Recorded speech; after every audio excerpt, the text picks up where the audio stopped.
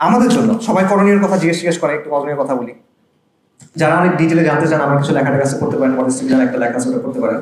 But generally কিসের জন্য করণীয়? বাই দ্য ওয়ে, ইসলাম বিদ্বেষের জন্য করণীয়, শরিয়ার জন্য না, ইসলাম বিদ্বেষের জন্য করণীয় বলতেছি।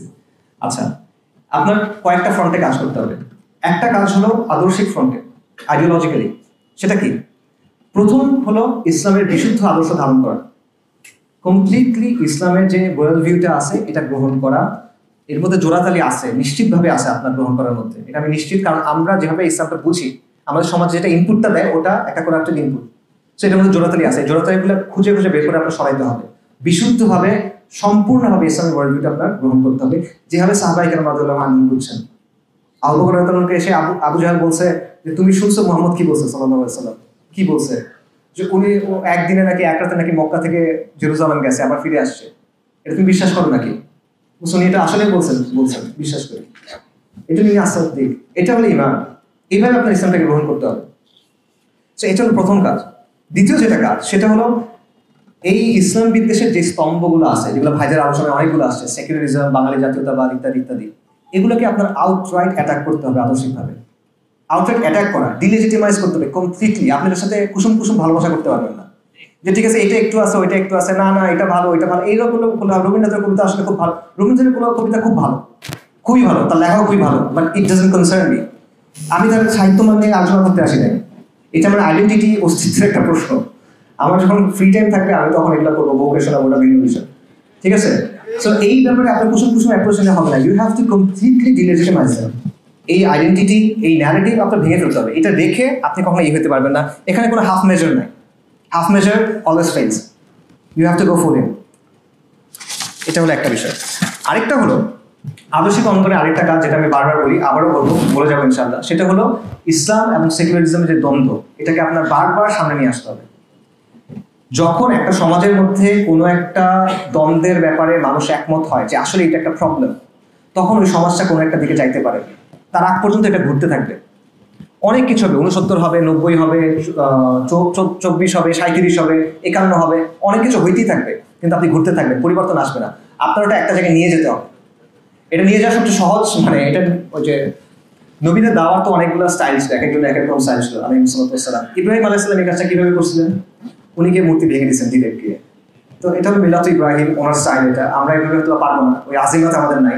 বাকি এটা বোঝা যে মূল জায়গাটা আপনার নিতে হবে এবং সমাজকে বাধ্য করতে হবে এই জায়গায় আসতে, নইলে আবার এটা ঘুরতে থাকবে, মানুষ মরবে, এই হবে সেই হবে, আলটিমেটলি কোনো পরিবর্তন আসবে না। এর বাইরে বাকি সব কিছু at the end of the day will amount to exercises in futility.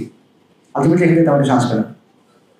আচ্ছা, এটা হলো একটা। কাজের ক্ষেত্রে কি করবেন? কাজের ক্ষেত্রে প্রথম যে পয়েন্টটা সেটা হলো আমাদের সামাজিক শক্তি অর্জন করতে হবে। সামাজিক শক্তি মানে কি? এটা মানে আমাদের অনেক প্রতিষ্ঠান হবে, আমাদের অনেক টাকা পয়সা হবে, আমাদের অনেক ডিগ্রি থাকবে, এরকম কিছু না।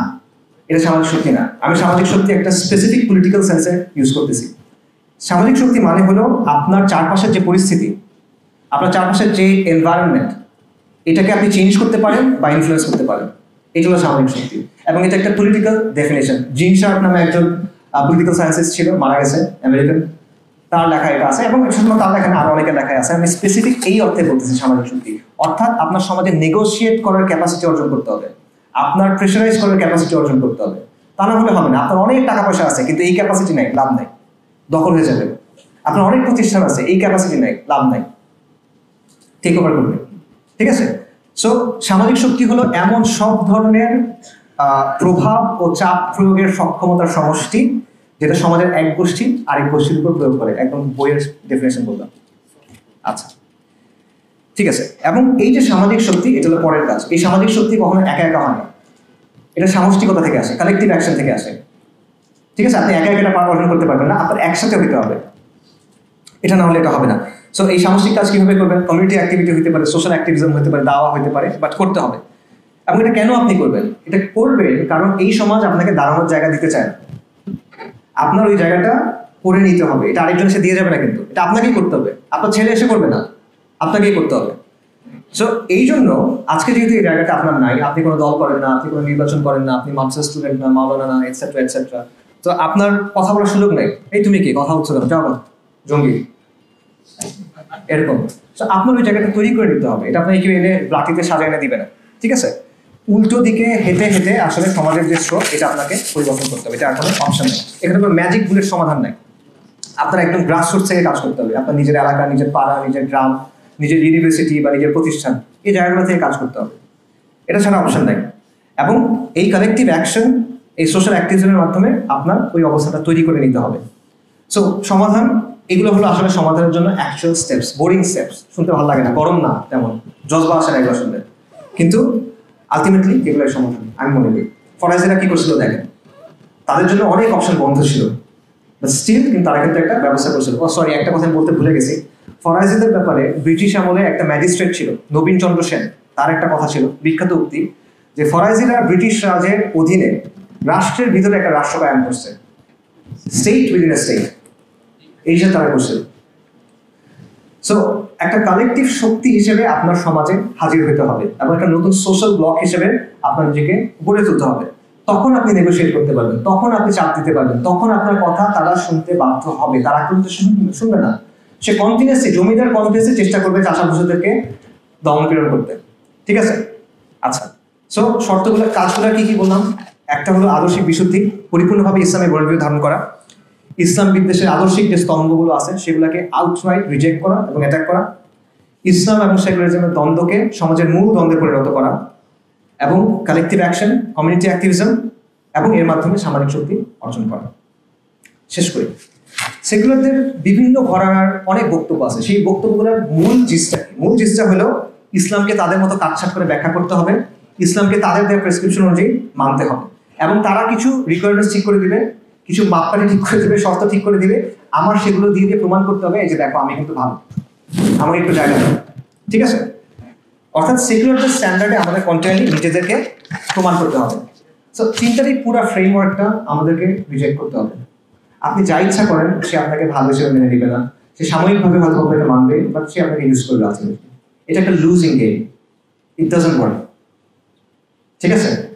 আমরা এই মাটির মানুষ, আমাদের এই পরিবারগুলো এখানে হাজার হাজার শত শত বছর ধরে আছে, আমরা এই ভাষায় কথা বলি, আমরা এই সমাজের অংশ, আমরা এই সমাজে কন্ট্রিবিউট করি।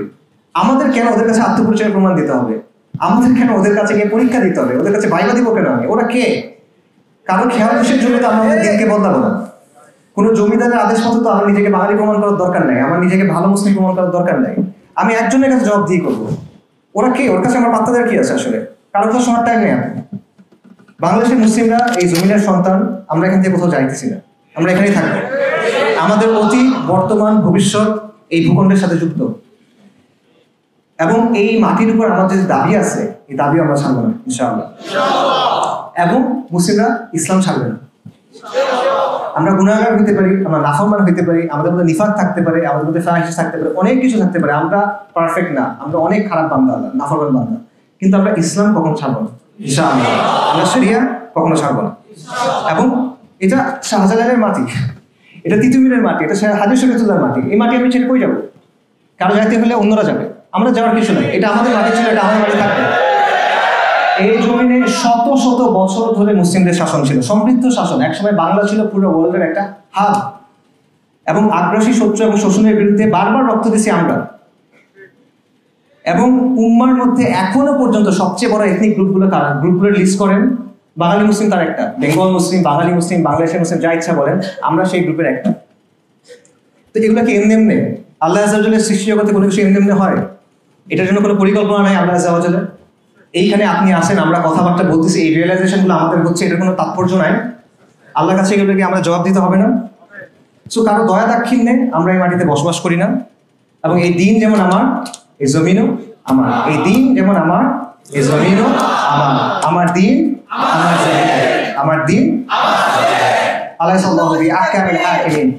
তাকবীর, তাকবীর, তাকবীর।